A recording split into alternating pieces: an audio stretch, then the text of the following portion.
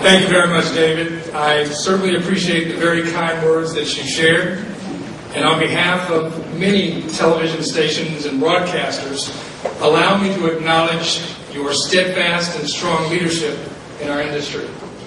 As many of the folks here know, Hearst television stations are among the country's leading local news providers. They're committed to serving their communities, and year after year, they're recognized for their remarkable service within their areas. They win Peabodys, DuPonts, Emmys, among others. And their 2 Baltimore radio stations are also very strong. Thanks also to my NAB and NAB Education Foundation colleagues here tonight for their unwavering support and execution of our programs. Let me be clear, I would not be here tonight if it were not for you.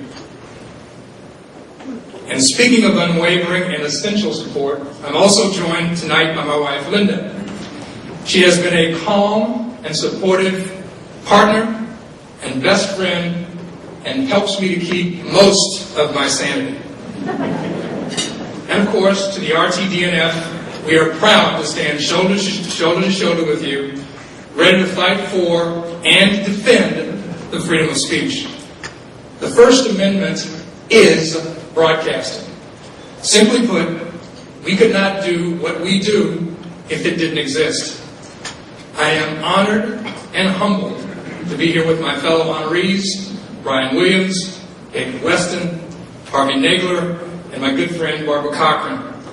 Each of them has accomplished an outstanding career thus far and are building legacies that will endure. Your work has not only inspired the RTDNF, but also me. So tonight, I congratulate you. The year was 1994. Television and radio broadcasters were concerned that the ideals that broadcasters hold true to the profession, diversity in the workplace, community service, and First Amendment rights, were being lost in an increasingly competitive and unpredictable media world. To bring a focus back to these ideals, my predecessor, the late Chuck Sherman, put the wheels in motion to create and establish the NAB Education Foundation. Since then, our programs have been greatly expanded, and they have had a direct impact on numbers of people, typically about 2,000 each year. Our attention and focus on the protection of the First Amendment has been firmly supported by our board of directors, and it is the core of who we are as broadcasters, and it is our inspiration to serve the American people.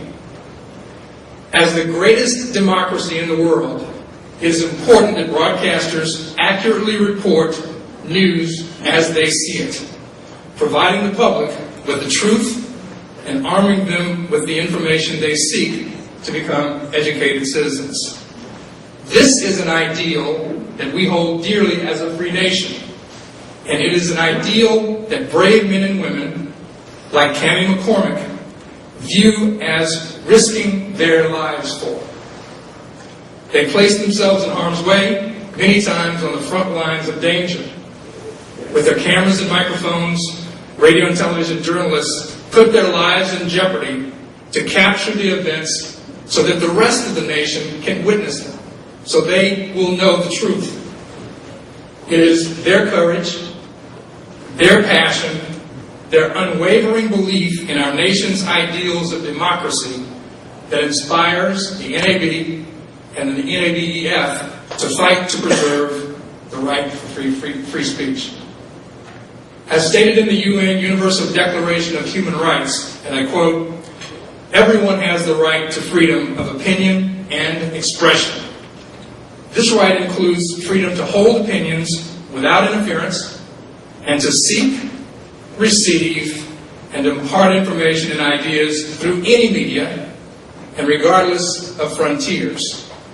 End of quote. As broadcasters, we have a civic responsibility to find the truth and to report it to the public. Despite the challenges facing the media business, this is an absolutely exciting time to be a broadcaster. New technologies and the internet are creating greater opportunities for us to deliver our content. But we must never forget our responsibility to uphold freedom of speech. Sometimes we take for granted our freedoms, civil liberties, and all that we are fortunate to have. The NAB Education Foundation is working to raise the awareness of the First Amendment rights so that we don't forget just how lucky we are to live in a country where we have the freedom to question those in power, to expose those who abuse their positions, and to find the truth. So on behalf of the NAB Education Foundation and my NAB colleagues here tonight, thank you again for this very important honor. It is greatly appreciated. Thank you.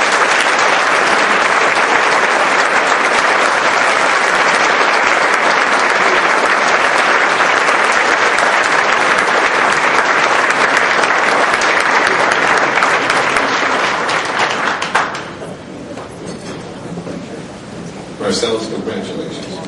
Very well.